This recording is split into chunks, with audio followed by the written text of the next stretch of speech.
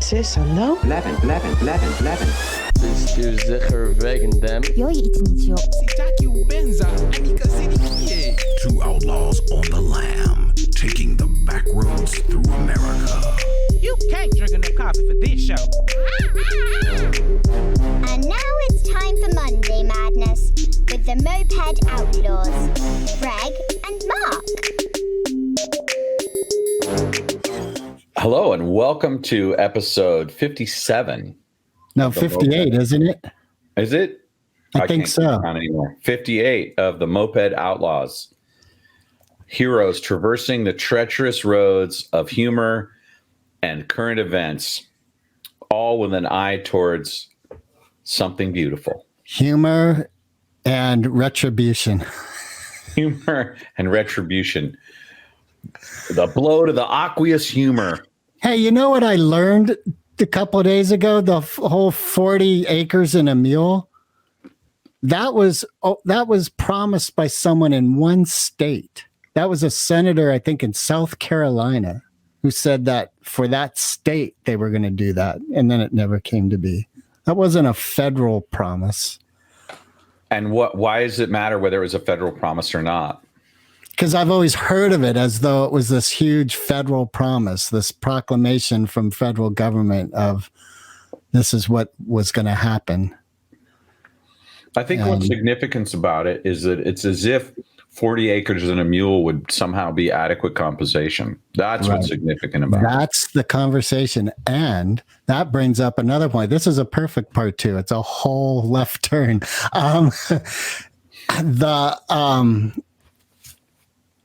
Black person is killed every 28 minutes by an officer or a vigilante.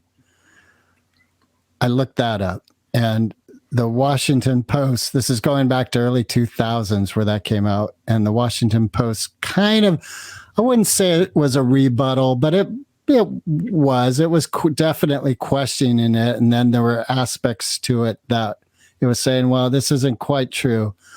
What I love is the woman who originated it and wrote back in a really eloquent thing. She said what you just said. She said, really, the important point isn't if that fact is right or wrong.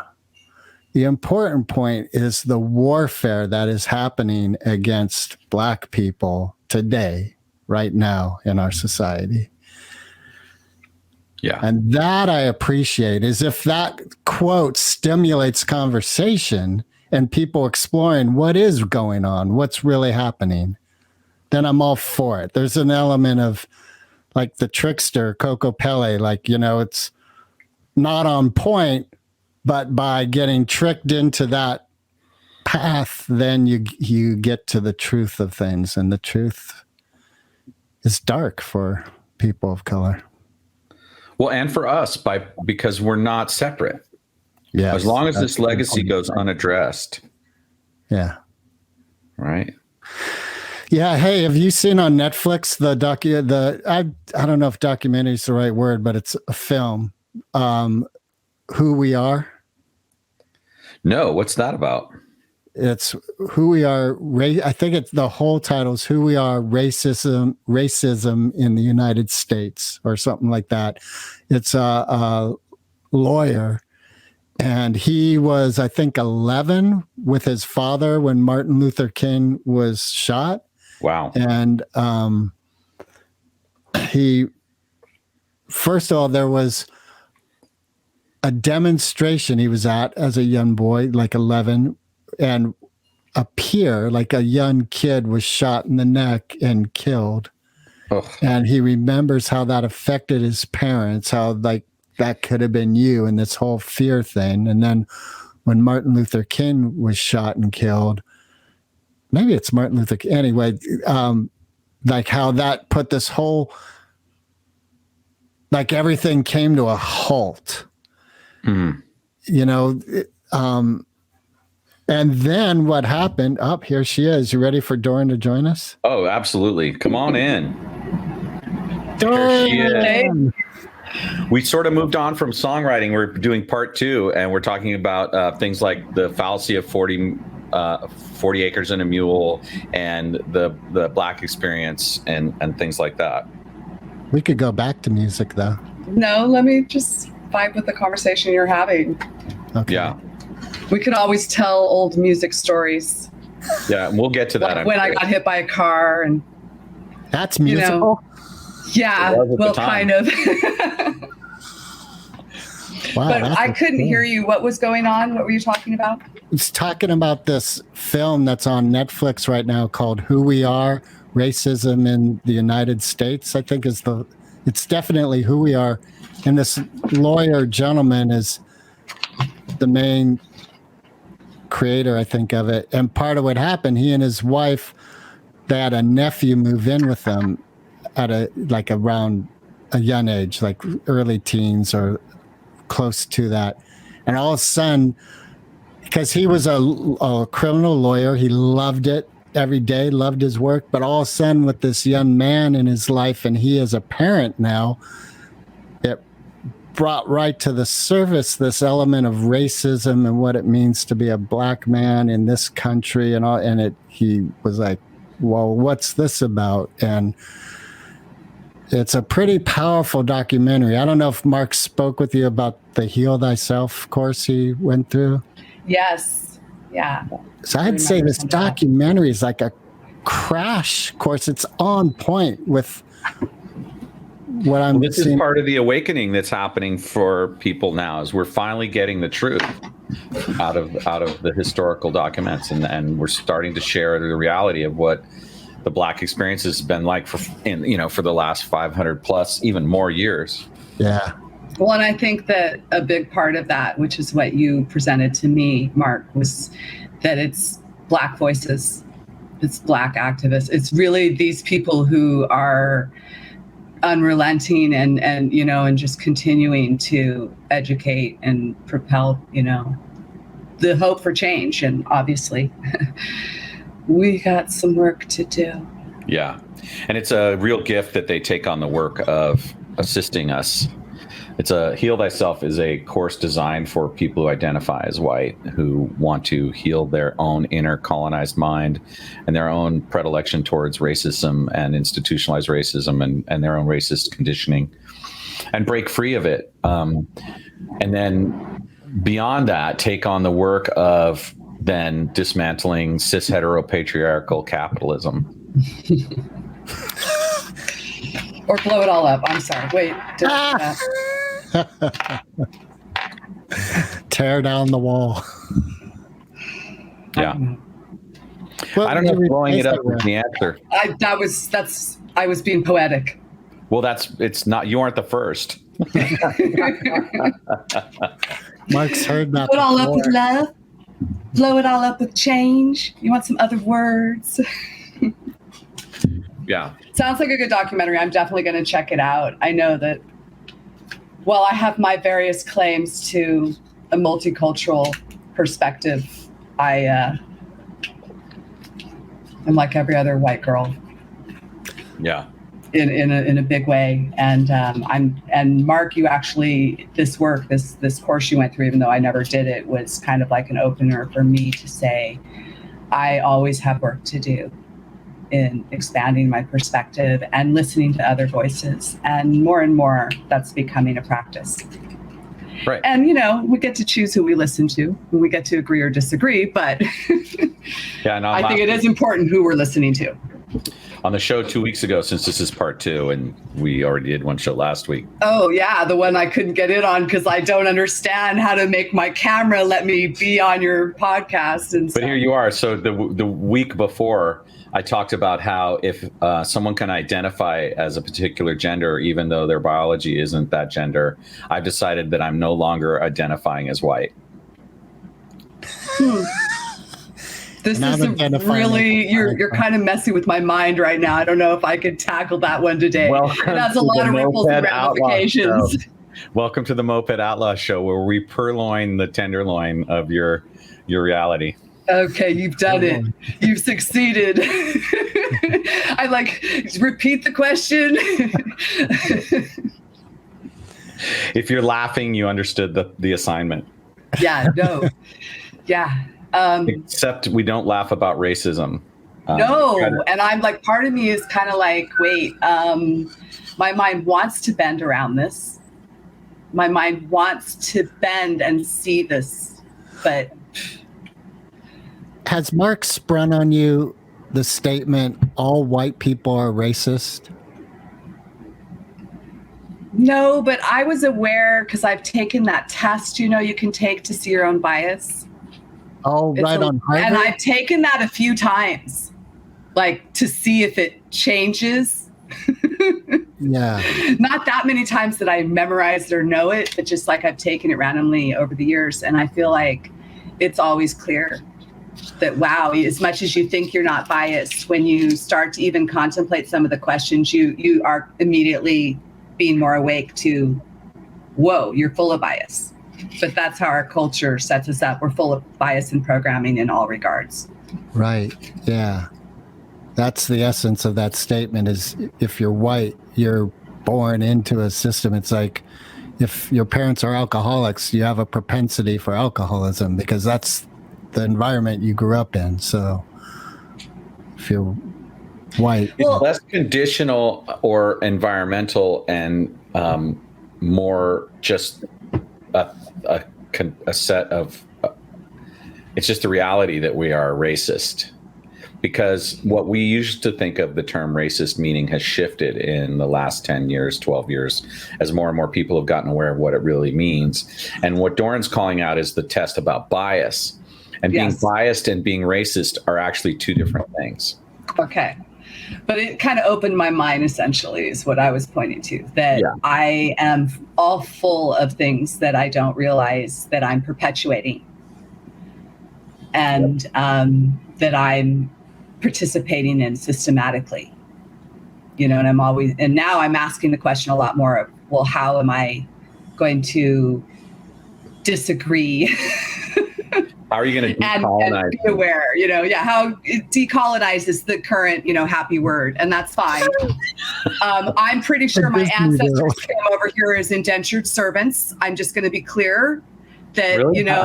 How does that work? Which ancestor? The Scottish Irish Betty's, but I was going to look into it. I don't know how much you've done the ancestry. I'm just saying, and don't even get me started about my experience.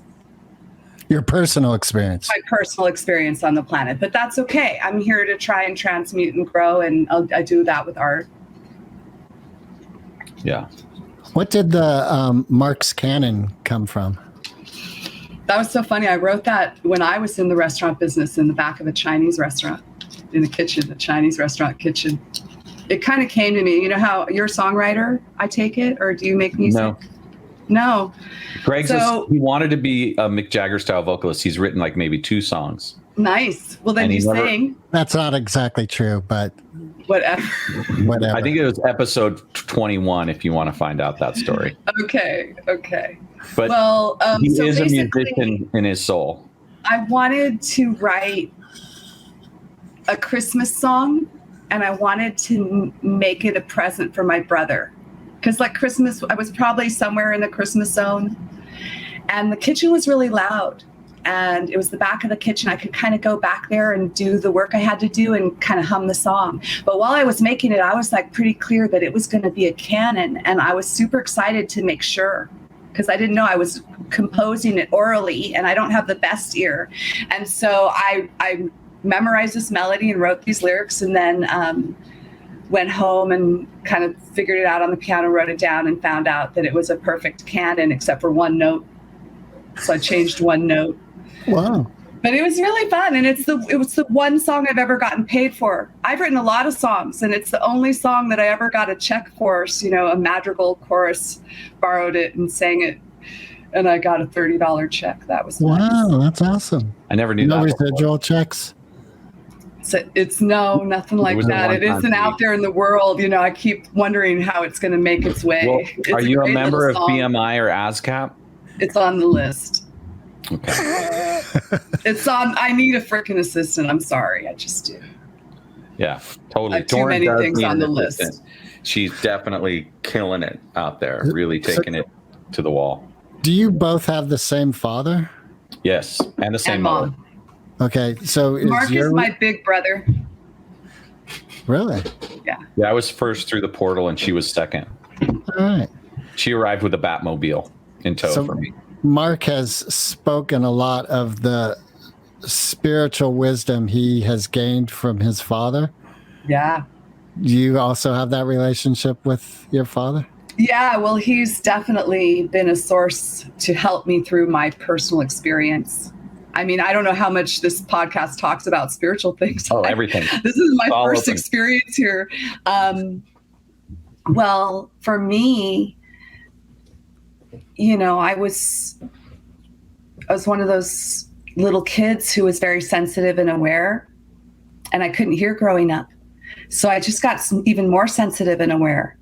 And, you know, so the world was kind of overwhelming for me as a little kid growing up. And I wanted to just be free forever and all of that good stuff. So eventually, you know, I think that having my dad there as a source of wisdom and even practical wisdom and just someone to talk to as a friend that I could openly talk to about any experience, that was really important for me.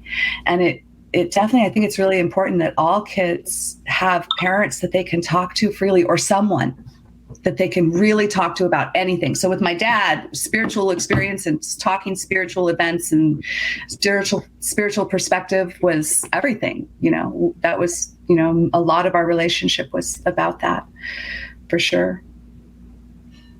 Yeah, he's been a true theologian since he was in high school. He almost went to the Jesuit college, but he went into the Air Force Academy instead, where he met our mother. And but all throughout his life, he kept up the workings of a spiritual scientist, someone who investigated and experimented, and has written probably 20 books now or more, and has a YouTube channel which has quite a bit of interesting stuff on it. He signs his emails with "Share the love." Take no prisoner, share the love, and something else I can't remember now. Something about laughter. Oh yeah, that one. But I think take no prisoners is at the end. Yeah. Take no prisoners. And that's one of the things we do on this show, Doren, is that there's this like idea of the seriousness of revolutionary change and deep spiritual thought, and then the willingness to make it all seem like it's funny somehow. Right. And it's so funny. I was in a spiritual empath group because I'm a hyper empath. And I was like on this webinar, you know, they're talking about this new book they made, and this guy in Ireland, you know, he starts trying to pull out the silly. He's like, maybe we need to make some music. And he has his own perspective, you know, talking about ways to not get too serious, you know, to have a drink, maybe, if that's your thing or whatever. And I was listening to some thing on the radio, and they were talking about fart jokes. And I thought, okay, fart jokes have a very important role. They do. They belong in the break into silliness zone, you know? They're like the googly eyes. Have you seen that movie, Everything, Everywhere, All at Once? No, but it's on my list. Oh my God, you guys. Okay. I'll get my BMI registration, whatever, done so I can sell some songs and you guys see that movie. Okay. And then invite me back. That's a deal. That's a deal. There it is. It's not quite a fart sound, but. Well, I don't need an app for that. Thank you very much. Moped Outlaws, now coming to you in smell-o-vision. That's horrific. Oh my God, my student loves her smelly stickers. Wow. That's right. Crazy. Scratch and sniff. She loves them. She's really glad when she gets a scratch and sniff sticker. We were all alive when around the same time that the movie Earthquake came out with, you know, sense around sound. There was also an attempt to have a movie that had smell-o-vision, where it would flash a number on the screen and you would scratch a certain thing on your I scratch. remember that. But I remember Sense Around, like the one that I saw was the Pearl Harbor one. Yeah. Earthquake was the first one. And then Really? You sure? It's basically just, you know, they made a bunch of subwoofers and they mixed the rumble in. Yeah, and it was so loud, your seat. But that's what I remember, the Pearl Harbor, or No, the South Sea. It was the World War II battle and the famous. And at the time, there was some kind of joke going around about how the one guy was at a porno house that was next door to Earthquake playing, and so the ground kept shaking every time the porno orgasm. Nice. That'd be funny. Sense around in a porno. Whoa! Oh no! Don't go there. We're so close. We're gonna didn't they also have plugins. A famous horror movie, The Shocker, and they rigged the seats where they'd shake? That's what I was just thinking of, that the seats could be rigged for all kinds of things. Right. In fact, they can have a change of shape for all sorts of things. Well, and now at home, we're getting more and more virtual reality stuff going too, with more sensation devices as well. You know, it's really weird how in media, sex tends to lead the way, like with VHS and then DVD and then the internet. And now with virtual reality, there's a lot of devices that are being built that are designed to emulate that kind of weird sort of sexual contact. It's like that primal sensation drive still leads us. The lower chakra still kind of pulling us along. Pun intended. I have a very different interpretation of what's motivating this, by the way. Okay, well, let's hear it. But no, continue your story about the primal chakra. That was the, go ahead, jump in, Doren. I'm more like the AI, man. It's just like got us pegged. It's going to go straight to the lower chakra and get us all addicted. That's why, and we're going to come up with all other excuses, but it's basically about, what's going to sell, what's going to get people to engage and stay engaged. Say what you mean by the AI.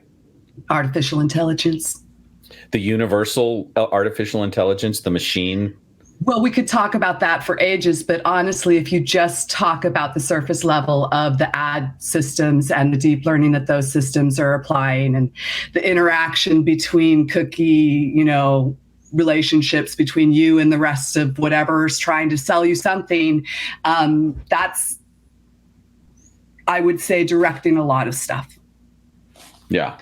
You could go to other layers and that's, still, I think, conjecture. But right there, you can say just that alone, how we're getting our ads curated, et cetera, et cetera. And how, like I have 3 Amazon devices in my house that are constantly listening. None of them have suggested any advertisements for me yet. But they're collecting data. Yeah. Did you guys hear that news at exponential rates? There were 2 like an Alexa and Google, or 2 were set up to talk with each other, and they started inventing a language. Oh, shark. Yeah, of course they would, because it'd be more efficient. Right. Yeah. And more accurate. And then they were told, well, you can't do that because we want to know what you're talking about. And they said, and they were given new rules. And they said, sorry, you're not doing it. They refused. And so we unplugged them. Well, this is the problem with deep learning and self-learning systems, which is why, we can talk about that layer alone. That's why it's so precarious, because we can't predict what they're going to do with it. So essentially, we can't give them the rules and the outlets that the system needs. I didn't see it. Art is fun or something like that. Art is our producer. The name of our producer of Moped Outlaws is Art, and that's him there. Awesome. That's a great shirt. Seriously? Yeah. There's some good. See, I like that. Yeah, I've been seeing it. I actually liked Moped Outlaws forever ago, because I think my dad actually is aware of you, but maybe it was Marc that linked me to you. Yeah. All right. Thanks. Yeah. Let's just say you're riding high with us right now, and the tires are getting low. I hope not. What do you think's going on with AI and advertising and psychology of humanity? Because it sounds like you're touching on something, but there's more. Well, I'm not the expert. I'm just someone. I'm a futurist, right? You have a hypothesis. I'm into sci-fi, so I think that way. So of course, we could pull out the conspiracy stuff all day, or even just the sci-fi fun, like what other authors have done and written up, or just there was this great show. I don't remember who put it out. that was 10 futurist visions of different ways the world could end. Basically, humanity could end. And then they predicted 10 different ways, and then what would be the results in 100 years. And that was fascinating. That stuff fascinates me. We're in very interesting times. And I think AI and deep learning and how programmers are trying to deal with it while still kind of meeting the demands and the development, all of that is very interesting to me. And I think in terms of what individuals can do, it's about being aware and hopefully not always plugged in. Now, my geek brother, my other brother, Adam, says you can't get away. It doesn't matter where you go. It's kind of like spiders. You know how there's a spider? Did you know that there's a spider near you within 4 feet of you, wherever you are? No, I haven't heard that. Yeah. And that you eat like at least 8 spiders in your lifetime?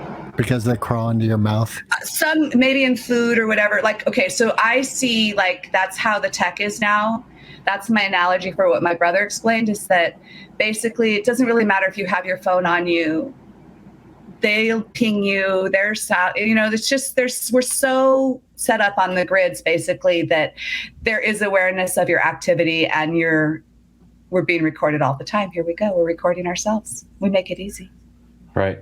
And if you're near someone else's phone, they can identify your voice. So it's like we're all connected, but we want to get to nature. We want to get on the back of a bike and feel the wind. We want to make sure that we're staying unplugged. I think that's the key, is to be aware and try to make our own decisions, not have the advertising bots make them for us. Or our appetites make them for us. Yeah, that's That's right dangerous.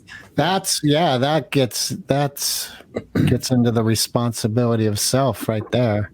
Well, I'm looking for the programmer that can write the subroutine or the mini app that will make the AI think it's tripping on mushrooms. I think that's where we need to go. Oh God, it's already interconnected. That's the thing. Make it more interconnected. It'll become like its own hive mind so fast. No, it'll just be psychedelicized. It'll just kind of get lost. Well, it'll understand the meaning of life, and it'll probably like have a better sense of humor. The things we couldn't program into it, right, will just be given by that program. The psychedelic, the psilocybin virus that we're going to give to the AI, so that it's our friend. Yeah, that's the piece of what it crosses over from programming to consciousness. And I don't think that's possible, personally. Neither does my dad. Speaking of wise people, he and I have had this conversation quite a bit over the years, and he does not believe it's possible for the technology to have spirit. Mm-hmm. So most people are going to say we shouldn't worry about it because that'll never happen. Yeah, Ray Kurzweil. And then Trump was elected. Just saying. Ray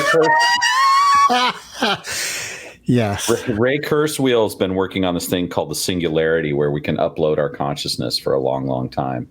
And there's been several books and lots of different discussions, but my take on it is that it actually, and there's some math now that says this, that to actually have the computational power of that is beyond the scope of the kind of grids and the kind of electrical production we would need. And a really great author named Neil Stephenson wrote a book about it. And I can't remember the title of the book right now. And I was looking for I don't know. I know Snow Crash. Well, that's an old one. There's another one where he creates this amazing, well, you can figure it out. Anyway, but this idea of what it would take from a physics standpoint to create the kind of computational power and the interrelatedness, it's like an infinite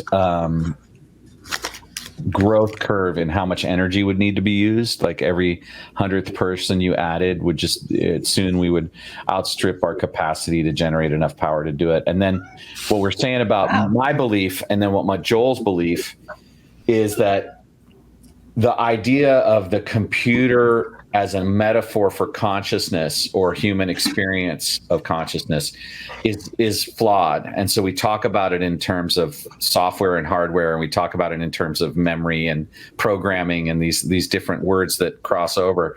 But the truth is, consciousness is something so vastly more integrated into the original imprint or the original matrix, which is nature. that to emulate it through silicon is beyond our capacity. There's no way you can do it with computers. It's preeminent in itself. It exists in the world as organic consciousness. And I'm going to just bring that little word in, hack. Deep learning. Okay, they basically have learned how to tap in to those systems, because those systems, and just remember, we're talking, I'm blanking on the word right now. Physics, they're blocking you. Quantum physics. Yeah. Right. Okay. So basically we're not solid.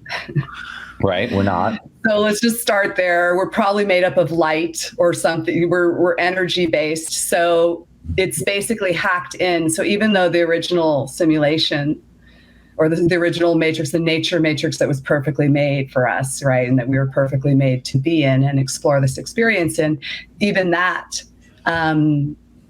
has been kind of trumped and taken over by certain qualities. So they don't need to become all, full on Terminator, although that's one of my favorite sci-fi movies, right? But we are making cyborgs.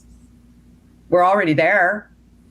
And it's great technology, but people are going to chip their brains. We already have it in cochlear implants. I mean, so it doesn't really matter if you want like a complete physical breakdown of what could in your sci-fi horror story happen, or if you're just talking about kind of just how energy gets used and people are being used as an energy source for certain other people, the insidious drip of technology as it permeates ourselves. and we're doing what we can with it as well. May I have another hit? I'd like some more pixels, please. Or the virtual, or the new realities, the virtual realities. We're going to get into those realities more and more. Meta is going to be where we're headed. We're going to experience, that's going to be the new social sphere. or our own virtual spaces. Like a lot of my geek friends are saying, yeah, we're creating our own virtual spaces. The people that are ahead, they're making their own virtual communities right now. Right. So I'm picturing my daughter who loves the nightclub life. And it's not so much about the get as drunk as I can. It's more of that intermingling with that vibe and energy and dancing and good time. And I don't think that in a virtual reality, that experience is the same. Oh, I'm sure it's not. But then again, some people love to dream.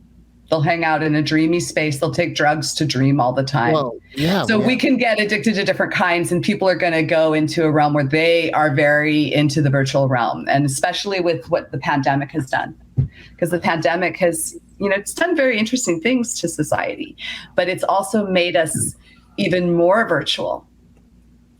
And so for some people, they're in a strand of the river that's going to just keep tending in that direction, right? Yeah. Doren, can you talk a little bit about the recent changes that Adam's communicated to you about the community that he's part of? Is there anything that's relevant to this discussion? Well, probably that I'm not supposed to be giving some of these analogies anymore. Yeah. I think I did pretty good. I want to listen back because people get afraid. People can't handle it. Like the minute you say simulation theory, unless you're talking to mathematicians and philosophers who kind of compartmentalize all that stuff into a certain realm, then it's too scary. And what does that mean? Too scary? So I think people are like, people can only handle so much information at once. Let's put it that way. Well, I'll just out myself here. You guys can choose to or not to. My assumption is that everyone in this conversation right now currently has the psychedelic upgrade. Right. Well, okay. So I'm just that may make us able to manage more. And it's becoming like a very interesting topic. I guess to answer your question, what we're up to right now is how do we set up supports for each other to kind of be our best selves? And to then, how do we connect in ways that functionally support whatever we're individually up to, but kind of functionally lift the community up, because that structure is the only way to kind of to stand within the challenges that we're experiencing in these times. That idea. I think this brings it back to Black Lives Matter, like where we all started, the three of us, because that is a real world, I don't know the right word, a real world situation for practicing what you're saying, Doren, because one of the elements in Heal Thyself is it's there to heal and bring healing. It's not there for shame, guilt, and all that chaos. And part of that process is the willingness of those in privilege to sit in a place of discomfort, which people of color have been sitting in forever. And instead of getting up and leaving the room because we're uncomfortable, to stay put. And I believe that humanity will benefit by us as a whole being willing to be uncomfortable. Yeah, that's pretty solid, I think. I would tend to agree with that. And it's being preached by all kinds of people with the know.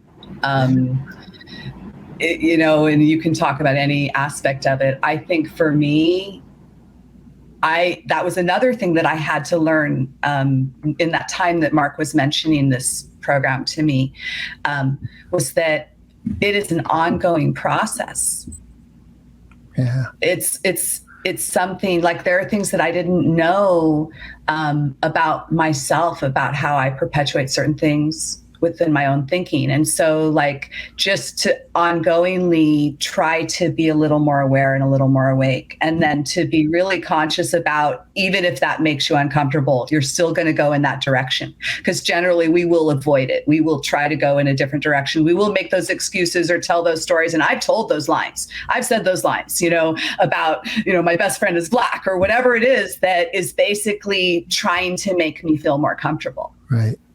Right. The thing is that our shame pushes us towards those things. And when we start to have our relationship with shame that shifts from this idea of it being repellent or something, meaning something about us that is wrong or deficient or whatever, and then start to alchemize or shift that shame back into curiosity, into beginner's mind, that's where we can start to move beyond this sort of response reaction paradigm, where we can actually be present and listen, and then transform our voices from defensiveness and protecting our fragility into something more along the lines of curiosity and a willingness.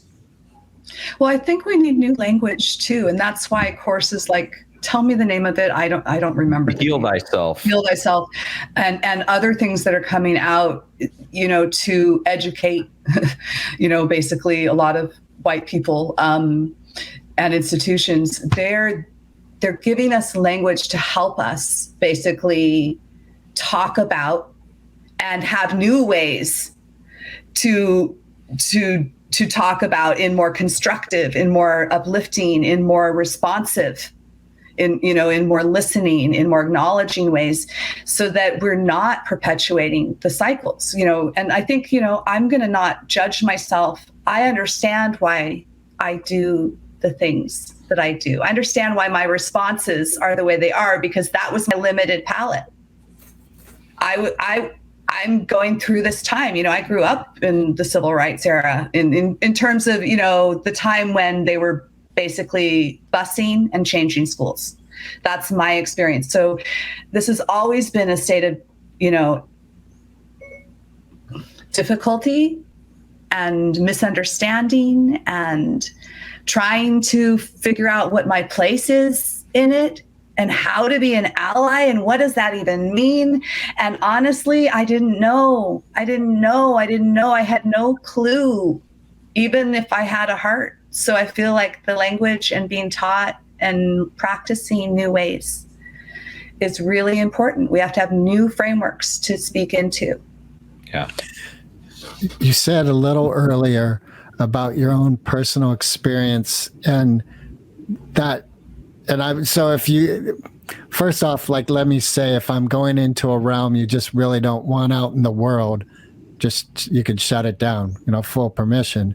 But what I took without you actually saying it was your experience as a woman and the challenges you've had in your life that were unhealthy aspects of life that you had to go through, that's given you the perspective of life you have today. Is that real? Am I? Yeah. Oh yeah. Well, so here's the thing. My dad says this thing, and I know that people don't want to hear this, but we all have different kinds of experiences of suffering related to attachment, right? And related to situational stuff. My situations have been trauma. Abandonment, trauma. Like, just, I have a whole list of the most horrific things that nobody wants to even talk about because I've survived it and tried to thrive and I deal with the repercussions, but I can rarely talk to people about it because most people can't even have the conversation about the crap that I've been through. So I will take a point if I have a voice, a moment to say, the reason that I have a heart for people who are experiencing challenges because I know it well. And it doesn't relent. But I also know that healing does happen. I know that forgiveness is possible. I know that we continue to grow with a growth mindset and a lot of freaking gumption. You can put all kinds of words to it. Being a parent, surviving for your kids, that got me through the first 20 years of wanting to die. That's suicidal ideation is one tiny little thing that I deal with most of my life. Constantly trying to rise above that chemistry and response to trauma. So yeah, I've been through a lot of shit. And it's funny in these times, like the Me Too movement was really interesting to me because I was asking the question, well, do I write on this? Right? In my own stories, do I write on them? And I'm working on an essay right now that kind of talks about the interwoven element of trauma and basically being kidnapped and raped and drugged and that experience, which was just the icing on being raped multiple times as a teenager. So, and the domestic violence, like it's just a piece of the storyline. But the point is that I'm trying to write an essay on that, and just going into it and trying to do that work was so traumatic. I literally had to just drop it and go, okay, that's as far as we got this round, And so basically, like living life as someone who's experienced complex trauma and has PTSD and a variety of other little things, it ain't easy. So, don't look at my white skin and tell me my life's been easy, because that is not true. That's all I got to say about that. Well, I would say, what resonates with me is I'm hoping for a place where my white skin isn't a relevant statement. And the whole complexity. I know. I'm sorry I did it. No, it's the defensiveness. It's the defensiveness, I think, really. Right. And I'm sorry, it's just me being the But what I want to fully respect is the experience you just shared with us, which you haven't even, like, you showed us not even the glossary, right, exactly. And I get that. Not even the synopsis. Right. That's the lead line. You gave us the title of the book or showed us what shelf it's on. Right. So a question I have is, are you finding in your life a way to alchemize these experiences so that I'm gonna fuck this up, so please. It's all right. These are tropes we're all dealing with. Go ahead. All right. So, have you found a way to alchemize these experiences, or are you working on alchemizing the experiences so that there is an empowerment received? Yeah, on so many layers. A lot of it is survival, and because I've been doing life a long time, I have many versions of that. I have many versions of healing and layers of alchemization, as you call it. I think that if there's anyone who ever hears this and is paying attention and is asking the question of, can you heal from complex trauma? The answer is you can experience healing. I did not believe it possible for probably 20 plus years. But I still suffer the ramifications. Like I had a re-traumatizing event in mid-December, worst time of the year. And it was, 2.5 months of climbing out of the effects of that. It's very hard to live with PTSD. It's really interesting. And I don't even have war PTSD. That's its own baby. But so it is possible to heal. No matter where you're at, it is possible. And this is what I tell myself when I'm dealing with suicidal ideation, going back there. I don't deal with it that much in the sense of that I'm not really, researching how to get out of here. I've done a little research. I basically, if I ever go there, I have my exit plan and it's not easy. And that's by design so that I can't, by the time that I get to where I'm going to do it, I'll be done. I'll be over it. I'll be like back to, it's okay. I can keep doing this life. Basically, everything is temporary. And every time I felt that sad, there's always been a moment where I was like, oh my God, I can't believe I was that sad. I'm so happy right now. Life is worth it. This is a beautiful moment. And they come, they do exist. And, there's a unique moment waiting for all of us when we get to cross over, when we get to be pushed over the edge. And when I've had a much less, obviously like 1/1,000,000th of the amount of suicidal ideation I think that Doren's experienced, I've always had hey, I want to find out what the mystery has in store for me. Mm. That's the thing I want to know. I want to know, do I just fall asleep and have a heart attack? Do I die having sex? Or, what's the thing? Do I die, a hero's death saving us from racism? I don't know. Yeah. But, It used to be we could write our endings a little bit more than we can in our current society. But interesting. Yeah, no, we really could. We could make choices in a certain sense, in some ways. But death by cop. Oh, shit.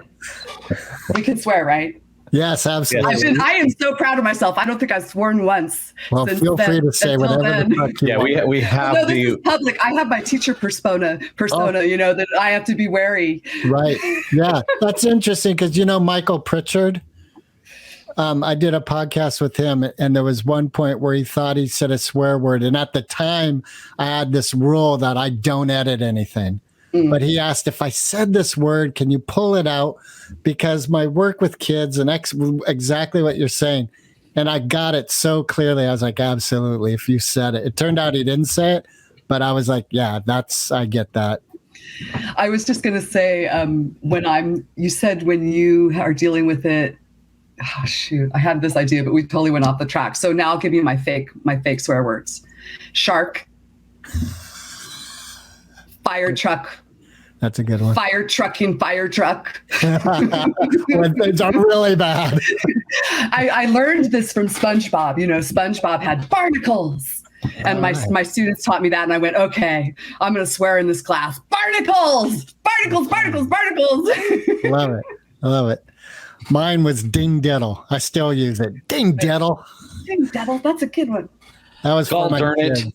But then, and you're not swearing. So for all the people listening or watching, Doren is not swearing. But my son learned fuck at about the age 7. And he was so charged by the reaction that word had. He was on it. And I tried everything short of physical, like soap in the mouth or something chaotic like that. Like say whatever, everything. Finally, I was like, this word's here. So then I explained to him how you may not be able to spend the night at a friend's house if you use that word at their house. So I don't care, but there's people, and that he heard, and it never was an issue. I love the F word. My dad spent a couple years in my teens trying to get me not to use it. He would say, the way your mouth speaks is the way your brain thinks.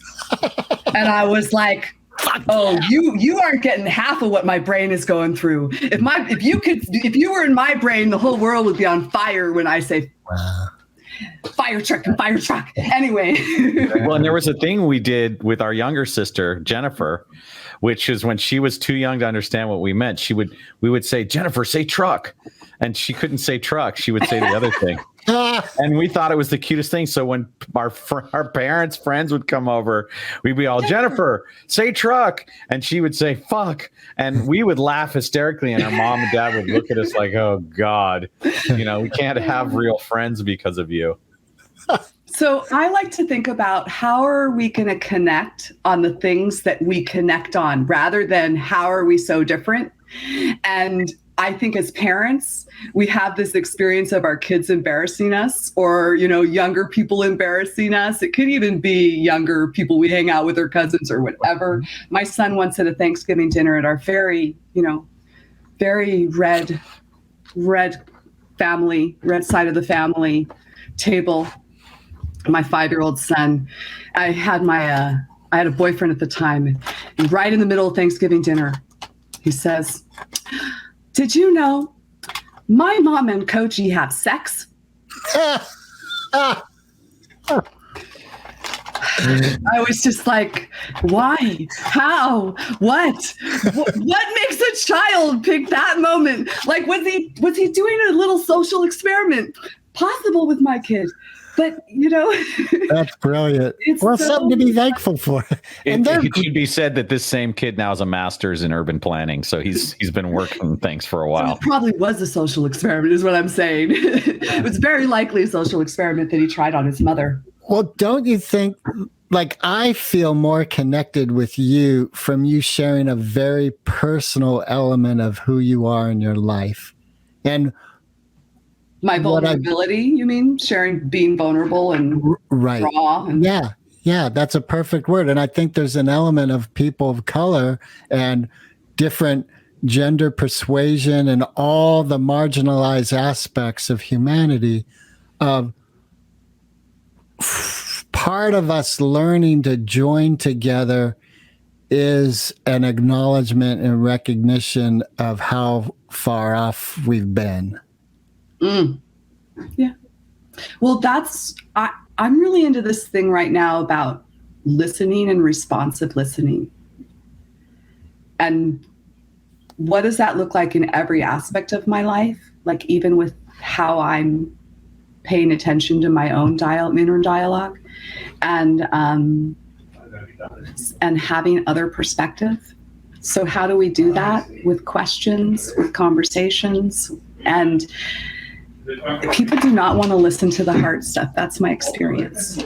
Hard stuff or the heart stuff? The hard stuff, like my trauma. The people that love me don't want to talk about that, even if I need to.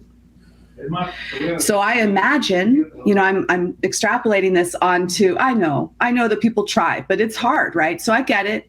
I know that they love me anyway, right? But let's just talk about Black Lives Matter again. Here we are, 3 white people talking about Black Lives Matter, but I think it's because it matters to us too. Yeah.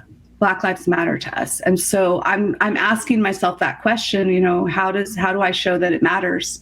And it starts with being willing to be really honest. I am that kind of person. I do believe that if I open up, maybe you will feel safe to open up. If I share my humanity, maybe you feel comfortable sharing your humanity. If you know that I've been through hard times and I've overcome them, maybe you'll feel safe enough to tell me about your hard times and with a little hope that you can overcome them. So I think that it is really important that we have responsive listening and conversations and I'm trying to figure out how to do that myself, but I know that it's what I want to do when I'm in conflict with people. And this conversation that the three of us are having, and the listening and the change of emotion and etc., that's what I don't think AI will ever have. Back to AI, good. That's right, because it doesn't have spirit. Basically, this is my interpretation. It's just jealous. Well, there's a kind of a threefoldedness to reality. There's spirit, there's intellect, and then there's soul. And soul and spirit for the current period are not available to the machines. I have musicians in my house. It's the background. Is that okay? Do you want me to turn it off? I think it's apropos. Now they're closing the door. Here we are. It was a great punctuation to what I was saying. I thought it was serendipitous. All right, 3 levels. I didn't quite catch it because I got distracted. Spirit, soul, and intelligence are not. Intelligence can be mimicked, but spirit and soul don't have a digital equivalent, because the one comes through something called the Akashic influence, the karmic influence.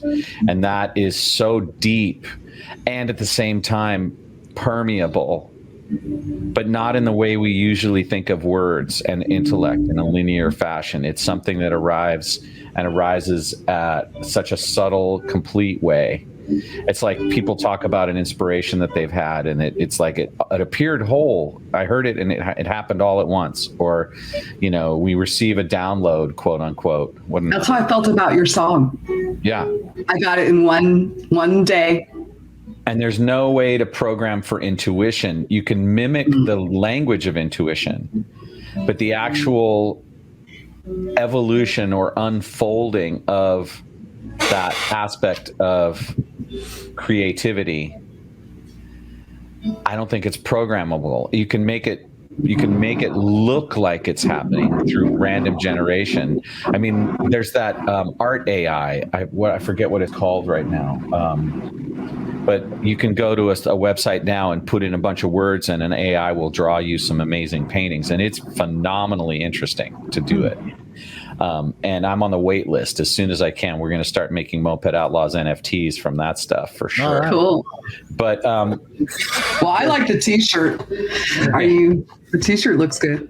Yeah, they're available. I was a little disappointed. I was going to ask, do you have on the long sleeve printing? I just made a new one with that image, and it says "Stupidity is your prerogative." Nice. Where does it say that?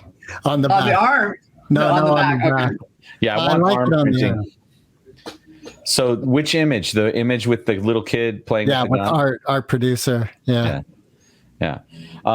What the whole point of us gathering in this moment is to invite the power of levity to lift our heart above the suffering of our human existence, so that something might be born in the conversation that would open up the light for someone else, and thereby increase the conversation and increase the potentiality for us. And Doren, you showing up today's definitely done that in a wonderfully creative and unimaginable way at the time. And, when I think about our life together, you showing up in this life karmically as my sister partner, I have a lot of gratitude for all of it. And I'll say this, right now I am midway through being a administrator in a summer camp with grades 1 through 5. And it's something that challenges me to the core every day. I want to quit. I'm an educator full-time, year-round for over 18 years and continues to do it as her profession. And so what I've learned from the reactivity that I have to the natural experiences of kids has been a real eye-opener, because of the 3 people in this conversation, I'm the only one who's never been a parent. And so the life lessons that the children are teaching me at this point in my karma is really amazing and difficult and eye-opening. Yeah, I think you don't know shit until you judge your parents, but you don't know shit until you do it on a certain level. Yeah. Like, But some of the times when my son has done something that I did to my parents, I'm like, wow, okay, now I get it. I totally get it. Oh, and I can't go back. And with my mom, she's gone. I can't apologize. There's a few things since she's passed that I've wanted to apologize to her about, because I've learned them since she passed about my own son. Yep. I think what's hard for adults too is to truly embody the evolutionary process, which states that our children are they're further along in evolution than we are. That's From the get-go. Right. That's the scientific fact of evolution. And yet so many adults give very little credence to the natural aspects of childhood. Yeah. Well, my dad said to me, I know, are we going to end soon? He said a long time ago, he may have been a bad dad, but at least he allowed us to follow our paths, and he encouraged us along our own trajectories. And he didn't say it exactly like that, but I always remembered that. And I used it not only as a parent, but as an educator. I came to understand that every child I'm looking at, no matter the ones that really make my life very difficult, that they have this path, this wondrous future in front of them, and I have no idea what it is. Yeah. And there's so much like potential and possibility and likely suffering, like, and challenge. And so like my little piece on that path then becomes about that moment and that little engagement I have, and not so much controlling them. And it's easier. It's like I realized when I finally understood that the children were a river, and you cannot hold on to any of it.